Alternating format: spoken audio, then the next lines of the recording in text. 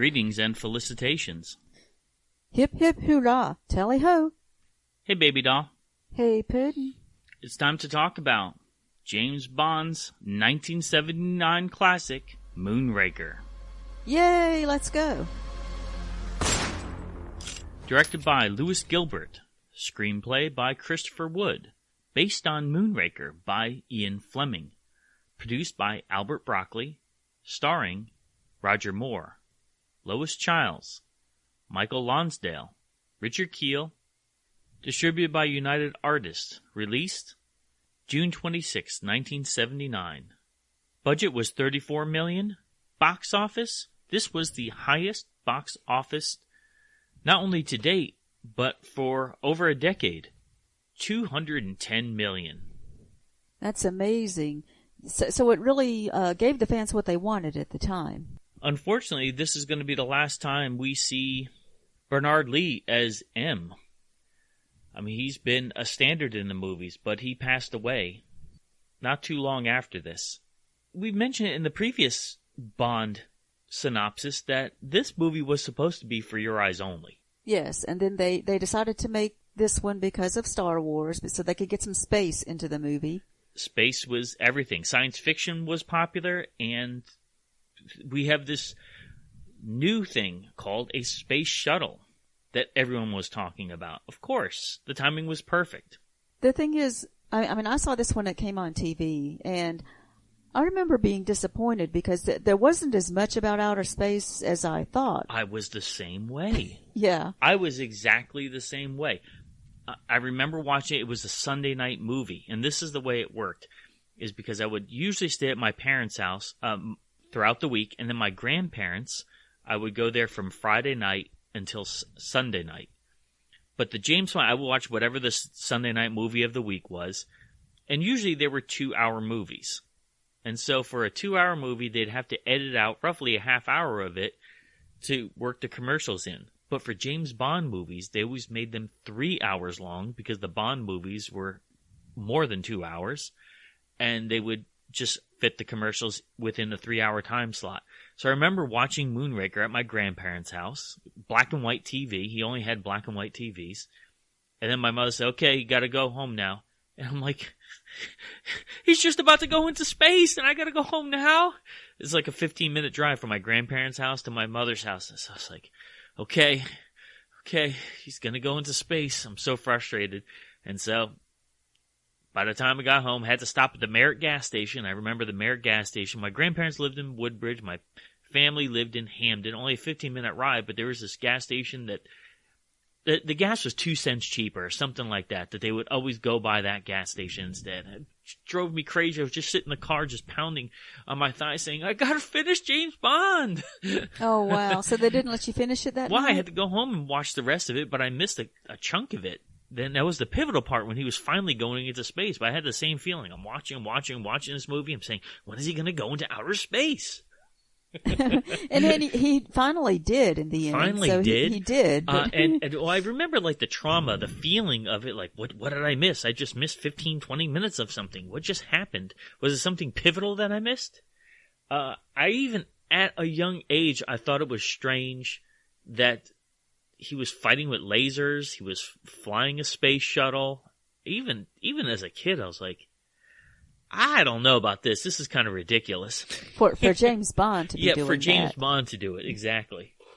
But it was, overall, it was a good movie anyway. I mean, we enjoyed it. I mean, I have almost a love-hate relationship. There's certain things I love about it, especially the gadgets. And there were multiple gadgets at multiple times that he was being introduced to, whether it be a gondola that turns into a land vehicle or the dart gun that he had on his wrists. I always thought that was like a Spider-Man gadget. You know how Spider-Man does that? Yeah. But as far as, it just seems the movie seems disjointed in so many ways. It was, and that was one of the problems with it. The ways it would go from one scene to the next, and you don't get the transition. They didn't do transitions well. Yeah, it was odd for that sense. I loved that Jaws came back. Yeah, I always liked Jaws. Now, so he was different in this movie. They decided to give him a girlfriend, Well, the story is Richard Kiel got so much fan mail that the producer said, okay, if a bad guy is getting this much fan mail, we realize that people love him. And so we have to do something to embrace the audience. So I love that he had a girlfriend. Yeah, it was neat. Yeah, let's make him a little more likable now. I mean, they've had him be the villain long enough. And he was in the opening scenes. I have to say that this opening segment has to be one of the best Bond opening segments. That free fall. Yeah, that was really good. That makes you wonder how did they film that? I mean, it looked so dangerous to do in real life, even for a stuntman. Yeah, it's one of those things that it's truly amazing cinematography, and it wasn't special effects. It was really a series of free falls. It's been said that scene cost more money to film that opening because they had to keep having skydivers just keep falling, film it, keep falling, film it, keep falling, film it. Oh, really? It was a helmet-mounted camera. Wow. Oh, really? Yeah, that's neat. But I mean, yeah, it's so it's still a popular scene. I mean, the fans. Great scene. Yeah, the fans are say that is really one of the best scenes in all the Bond movies, or at least one of the best opening scenes. Yes. So it was worth it to spend all that money on it. When I say the movie is disjointed, another thing that we know about Bond movies that we love are theme songs. Shirley Bassey returns.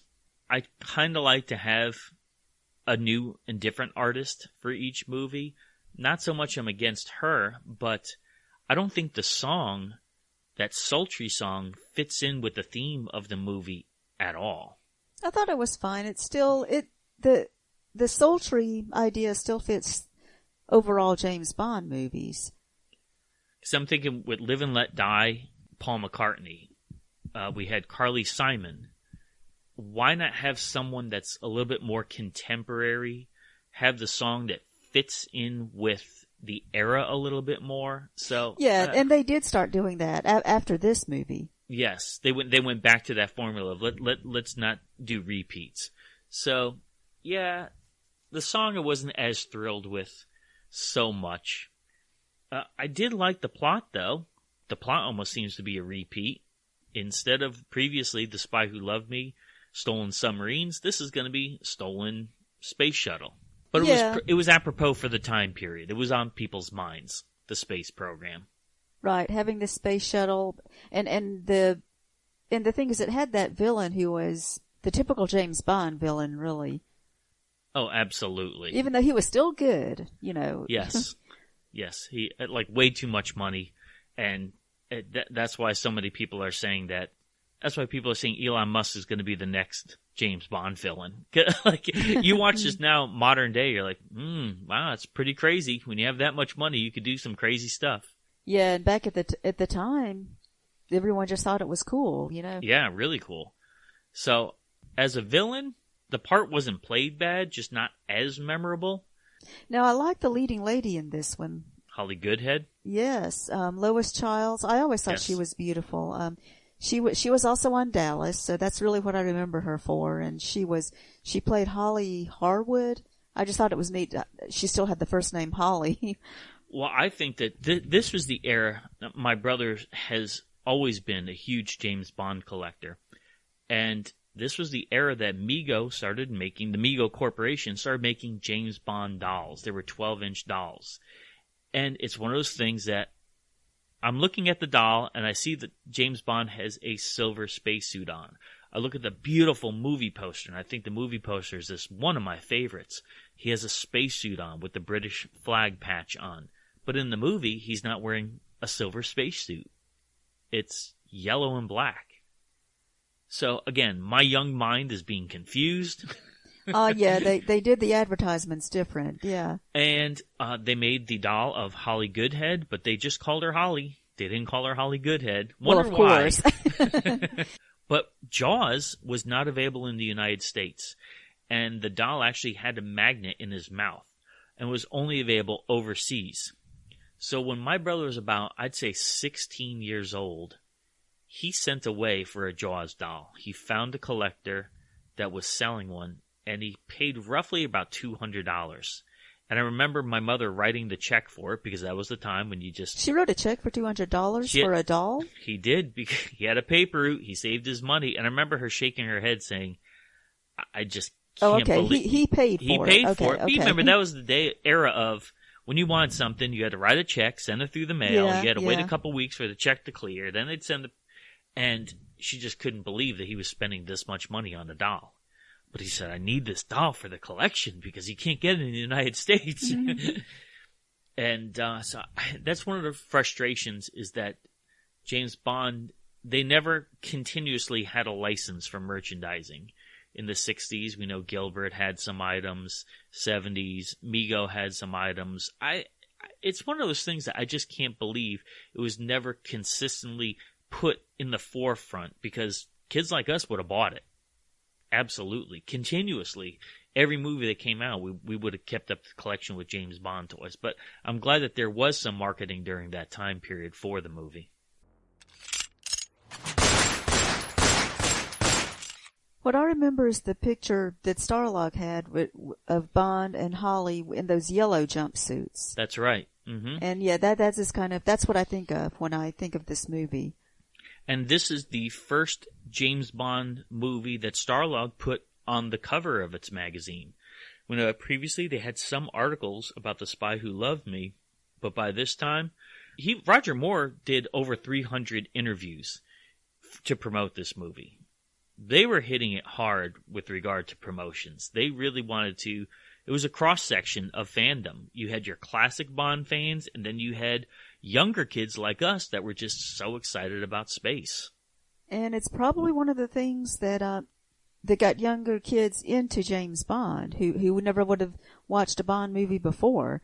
And I still think of the Bond movies as somewhat science fiction, because the gadgets are a little more out there sometimes, and even the scenes, the action scenes, the way they work out. I mean, how could you do that in real life? You know? Yeah. And talking about crossovers with science fiction, Albert Broccoli had to call Steven Spielberg and ask permission to use the Close Encounters notes.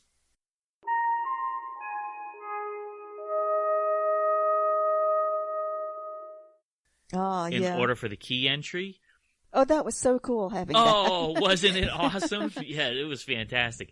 And sometime later, Spielberg called up Broccoli and asked if he could have permission to use the Bond theme in a movie he was working on called The Goonies.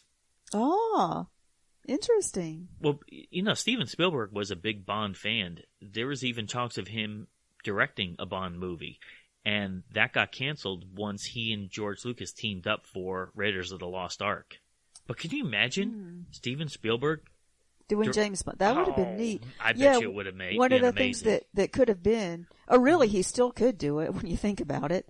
But I like the films that have the leading lady as a cohort. She was a CIA agent in this one, kind of like the way Halle Berry was in Die Another Day. Oh yes. The idea where she is also a spy is pretty neat. Where she's more his equal.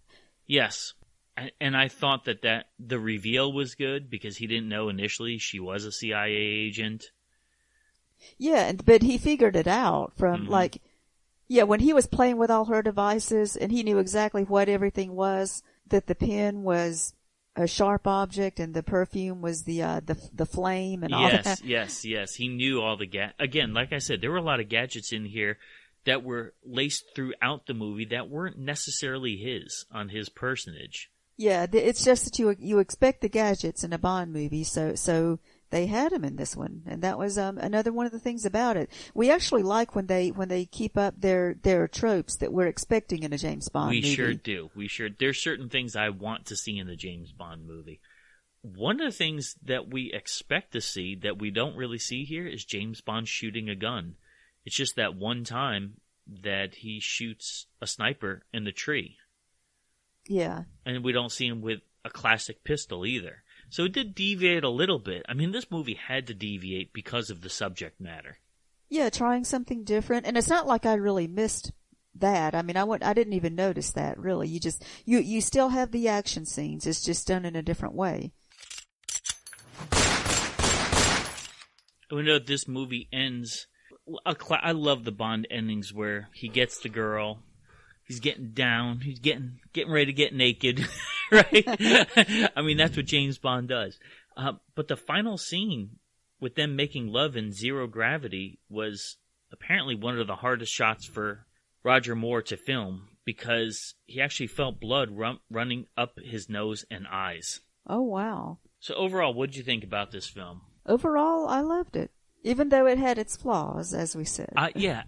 Even with its flaws, it's not one of my favorites, but it does have some awesome moments to it. So I'm still going to give it a thumbs up. Thumbs up. And I love Roger Moore. I do too. Yes, definitely.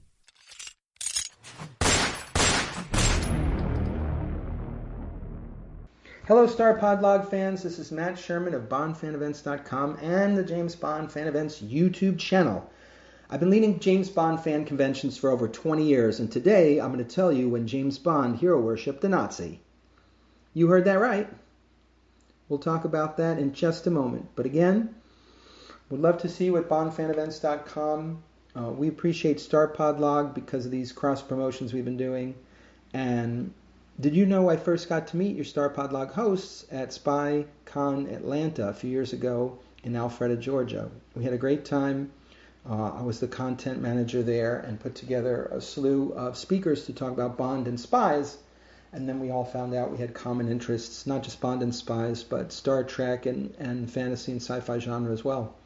So that's how I got involved, and I'm delighted to be doing this. This is our 12th podcast together with StarPodLog on the subject of James Bond, because we've looked at the first 12 Bond films, and now we're looking at the 11th Eon Bond film, Moonraker, based on the Ian Fleming novel where Bond hero worships a Nazi. Let me explain about that. I think you'll find it interesting, and I don't think you'll hear about this elsewhere. Ian Fleming hero worshipped Prime Minister Winston Churchill. He affected a very similar blue polka dot bow tie that, like Churchill, he wore on a daily basis. He loved the good life. He dealt with depression like Churchill did. He drank a lot of alcohol like Churchill did. He smoked a lot like Churchill did. But Ian Fleming's father, Valentine, remember Ian Fleming was born in 1908. We, not too long ago, celebrated the centenary of his birth. Ian Fleming's father, Valentine, was a World War I hero, died in action while Ian was very young and one of several brothers living at home with Mom. And Valentine's best friend was Winston Churchill, and Winston Churchill wrote the memorial that appeared in the press for Valentine Fleming. So Fleming grew up and then later as an adult had a photo of Winston Churchill near at hand, worshipped the man. And Ian Fleming, in each of his James Bond titles, takes a different facet of human personality and sticks those facets into the villain and into Bond, who is of course just Ian Fleming in a different body, and explores that aspect of personality. That's my subtext that I always find in the Fleming novels.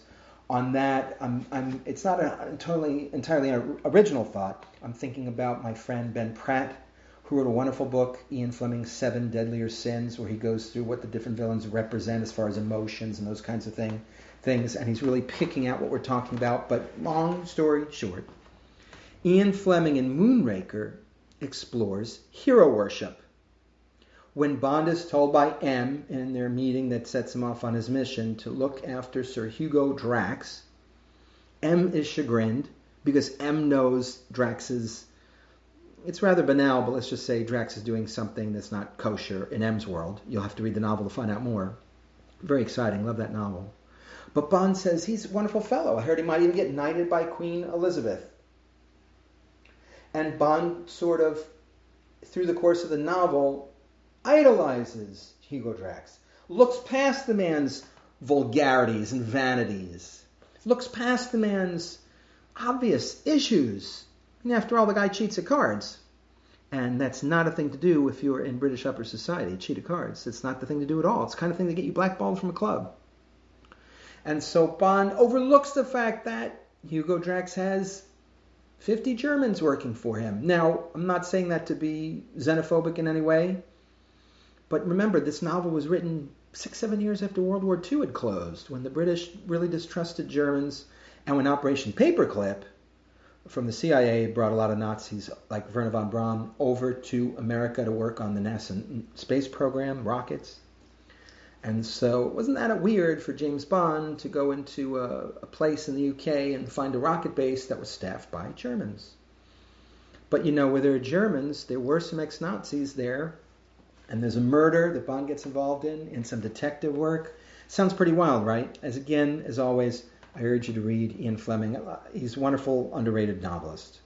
But Bond hero worships Sir Hugo Drax a little bit and overlooks some of the faults of some Nazis and gets into trouble. So part of the fun of reading Moonraker is the reader is meant to be a step or two ahead of Bond and figure out some of the things that are going to happen just before Bond does. It's exciting to watch it unfold and puts ourselves in a different perspective than Bond leading the adventure, if you will. There's a wonderful woman in the adventure who is very notable. She's unique. The person of Camille Montez in Quantum of Solace was based on her, and that Bond does not sleep with her at the end of the novel or go away with her. She's engaged to another man. The way that plays out is still very interesting and romantic, intriguing, very interesting. And the heroine is very strong. Bond's leading women in the Ian Fleming novels are particularly feminist, strong, save Bond's life, and so on. Bond is also heroic and goes through some daring do and some things that we've never yet seen in the movies but are very exciting. A lot of fans I know have said many times Moonraker would be a great movie as it is, but then we have a different kind of Moonraker on screen. Quick note on Moonraker on screen. John Barry, 5-time Oscar winner, who scored not less than 12 James Bond soundtracks and gave us memorable themes, including Moonraker, Diamonds Are Forever, and so on, Goldfinger, was once caught cursing at a party, saying that the director of Moonraker had a tin ear because the recording for Moonraker was done in mono, not stereo. It's a magnificent soundtrack. You can listen to it without watching the film. And you hear space laser battle themes and rocket launching themes. Wonderful, wonderful stuff. Also wonderful stuff in Moonraker, particularly the special effects. You watch it on a big screen, you'll swear the space shuttle is taking off live in front of you, but Moonraker was completed and aired by 1979. The Space Shuttle Enterprise, StarPodTrek fans, the first space shuttle did not take off until in the 1980s. 1980. So Moonraker, Derek Meddings working without CGI, just working with models, flame, explosions, old footage, created a space shuttle launch that never happened. Wonderful. Now, last podcast we talked about Jaws, played by our friend Richard Kiel. Richard and Diane Kiel were guests at our Bond Collectors Weekend 5 in San Francisco back in 2002. It was a wonderful event, and our thanks as always goes to Alan Stevenson. He did incredible work for that event. Being local, he really supported and anchored the event, and that's one of the events we partnered on where he really took the lead in most ways and made a wonderful event, a famous event that people still talk about. But one of the reasons it was famous is we had wonderful guest stars there. Lois Childs, Richard Kiel's co-star was Dr. Holly Goodhead of Moonraker. Vic Flick, who played on 8 Bond soundtracks, was there playing the original James Bond signature theme on his guitar and so on. We had other wonderful stars and guests there as well, but Richard Kiel was there. Talking about Moonraker. Now, I promised you in the last podcast I'd explain why at the end of Spy Who Loved Me, Jaws eats the shark rather than the other way around. Louis Gilbert, the director, his young granddaughter was on the set and said, Mr. Kiel is so nice. Does he have to die in this one like the villains always die in the Bond movies? Because Richard had to wear very uncomfortable metal teeth, foil teeth, very painful in his mouth to do every scene as Jaws, and he'd have him in for a take and then need to rest his mouth for a few minutes and have him in for a take and need to rest his mouth for a few minutes. He was a trooper. He was a lovely born-again Christian man, very kind, very gentle, a gentle giant, literally 7'2", 350 pounds. And Louis Gilbert's granddaughter said, he's a nice guy, does he have to die? And they said no, and they rewrote Jaws eating the shark as an ultimate inside joke, Jaws eats Jaws. Jaws swims away in Spy Who Loved Me, comes back in Moonraker. And Richard Kiel was also wonderful at our event. Very kind, very Christian to our guests there as well. He gave away at cost his autobiography, which he'd just written. A lot of people stayed up all night reading it. Wonderful book. He talked about his battles with alcoholism. After becoming a born-again Christian, he hit the bottle really hard. Why? Because he was one of the most famous people in the world after being the villain in Spy Who Loved Me and Moonraker, a henchman who was even larger than the villain, whereas Oddjob is a great sidekick or second banana for Goldfinger. Let's face it, Jaws, in his way, outshines even Hugo Drax and Carl Stromberg in Spy Who Loved Me and Moonraker. He's just a powerful presence and steals every scene. So in lists of who are the top 10 most recognizable actors in the world, Richard Kiel would show up after Spy Who Loved Me and Moonraker in 1977, 1979, and into the 80s as one of the top 10 most recognized people in the world, and often he appeared on lists as number one, the most obviously recognizable actor in the world, again being 7'2", 350 pounds. Having giant hands. A lot of fans have hand signatures of Mr. Kiel. We would not only sign his autograph, maybe a Bible verse, favorite Bible verse, he would take his hand and outline it. I have one of those at home, he gave to my children, and his hands, his feet were massive. He was a giant, a gentle giant. He lived near Sequoia National Forest, and he loved on a morning to go just a mile or two from his home and stroll among 200-foot-tall, massive trees. He said, I feel small and close to God and close to nature. He used to love to take atheist friends to Sequoia National Forest or nearby magnificent Yosemite National Park. And he claimed that after they went around for an hour or two, he wouldn't say a word. He would simply say, what do you think now about creation? He said even his atheist friends were moved at the beauty of creation in these locations.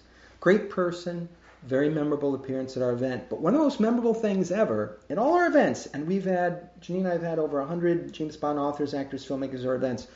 We were asking Richard Kiel, okay, I'll admit it, I was emceeing the time, I asked him, what are your favorite films that you've done? Because Richard had done 100 TV shows. He was in Gilligan's Island. He was in Lassie. He was in The Twilight Zone very famously.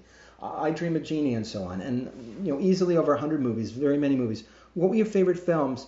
And right away, without any hesitation, he rattled off 4 films. One was Force 10 from Navarone, where he was reunited with the lovely Barbara Bach from Spy Who Loved Me. And one was Moonraker. And I'll always remember that because all the fans in attendance were surprised. In The Spy Who Loved Me, Jaws is physically imposing. My wife Janine and I watched it not too long ago. Jaws is scary. And he's silent. He's deadly. And in Moonraker, some of it goes a little bit campy, a little bit more on the comedic side. Why Moonraker? It was Spy Who Loved Me who catapulted Richard Kiel to fame. And the answers are manifold. And they're this.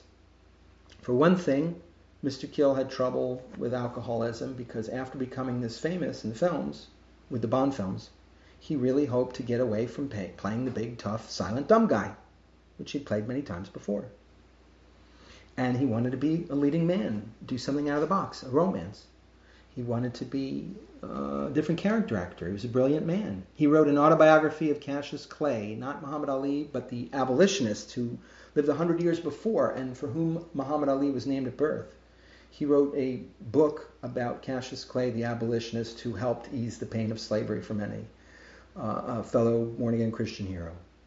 Richard Kiel wrote films for children, produced films, and wrote screenplays. Very brilliant man. And he never got the breakout roles after James Bond that he desired, and he hit the bottle, and fame was overwhelming. And so he would talk later in his life about the church being a missionary group and a ministry group, not just to unbelievers on the outside, but those on the inside who were struggling with issues. He was ahead of his time on that as well. So, still, it was The Spy Who Loved Me and Moonraker that gave him fame. Why was Moonraker so wonderful? He said because he has an arc, a character arc.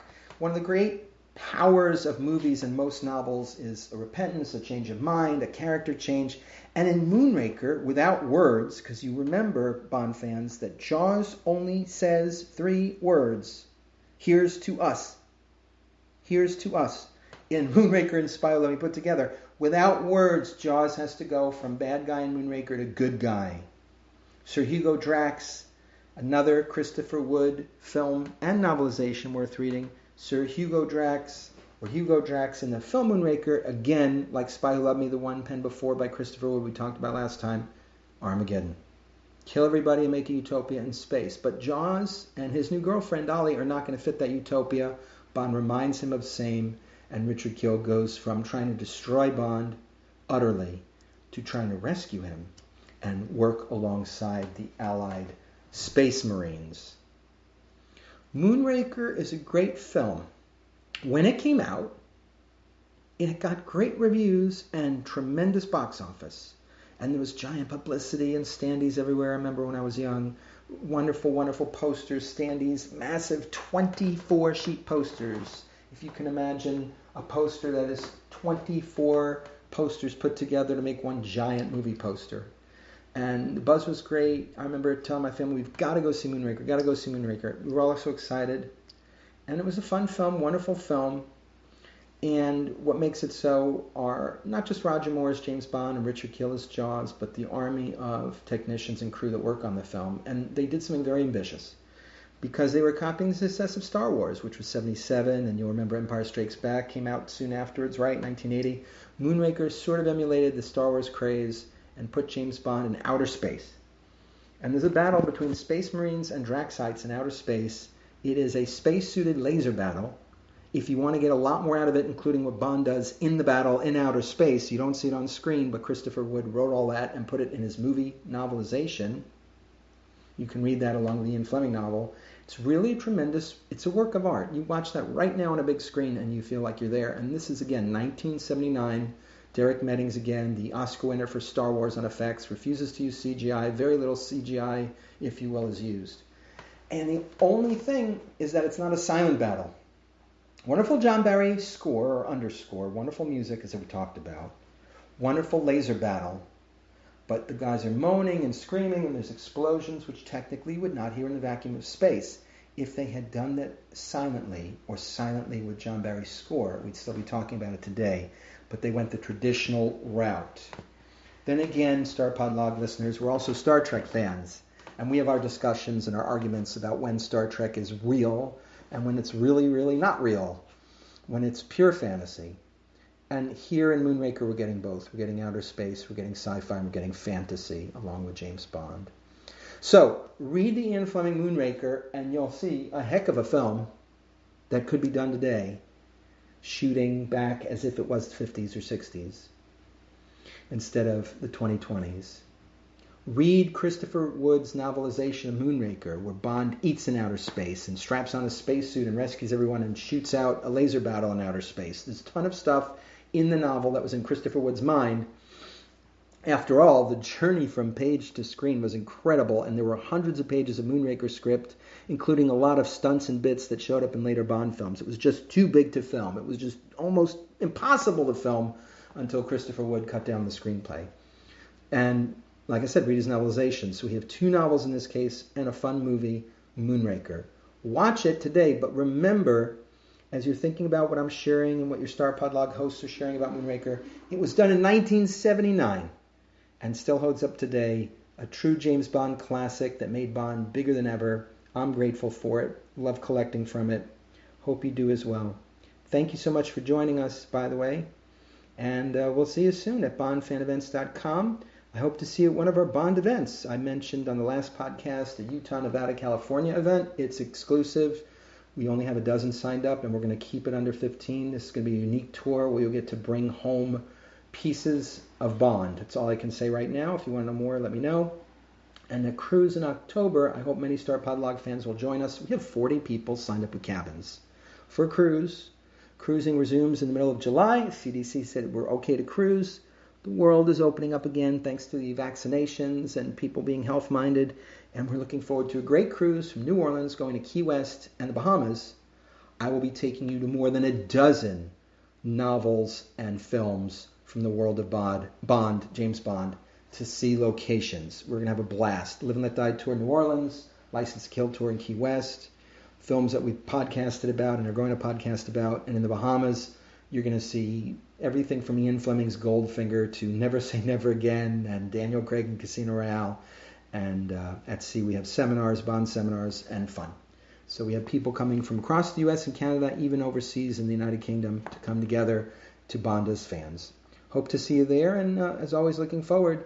And hope to hear from you soon as we join StarPod Log fans to talk about the next Bond film for your eyes only.